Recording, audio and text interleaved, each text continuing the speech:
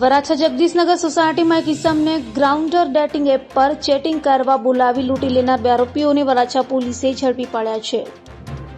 વરાછા વિસ્તારમાં રત્ન કલાકારને ગ્રાઉન્ડર dating app પર ચેટિંગ કરવી ભારે પડી હતી। ચેટિંગ દરમિયાન રત્ન કલાકારને વરાછાના જગદીશનગરમાં બોલાવી ત્યાં રત્ન કલાકારને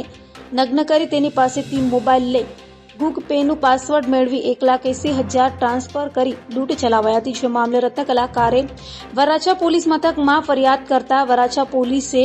2 આરોપીઓ રોહિત વંશ અને મયુર પરમારને ઝડપી પાડી તેઓ પાસેથી 80,000ની રોકડ કબજે કરી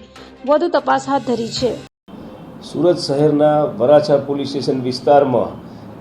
ઓનલાઈન એપ્સ ગ્રાઇન્ડર નિયરબાય ગે ડેટિંગ એન્ડ ચેટ એપ્સ મારફતે આ કામના ફરિયાદીને અન્ય વ્યક્તિઓ સાથે સંપર્ક થયેલો અને આ સંપર્ક દરમિયાન આ એપ્લિકેશનના માધ્યમથી તેઓએ મેસેજ કરી અને ટેલિફોનિક વાતચીત કરતા આ કામના ફરિયાદીને બોલાવી વરાછા જગદીશનગર ખાતે બોલાવી અને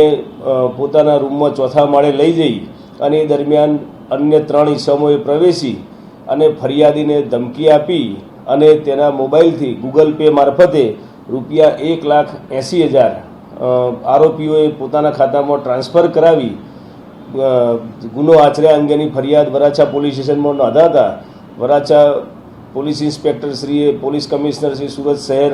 શ્રી અનુપમસિંહ ગેહલોત સર તેમજ સ્પેશિયલ સીપી સેક્ટર 1 સર તથા ડીસીપી ઝોન 1 સરના માર્ગદર્શન હેઠળ ગણતરીના કલાકોમાં 2 આરોપીઓને હ્યુમન ઇન્ટેલિજન્સ તેમજ ટેકનિકલ ઇન્ટેલિજન્સના આધારે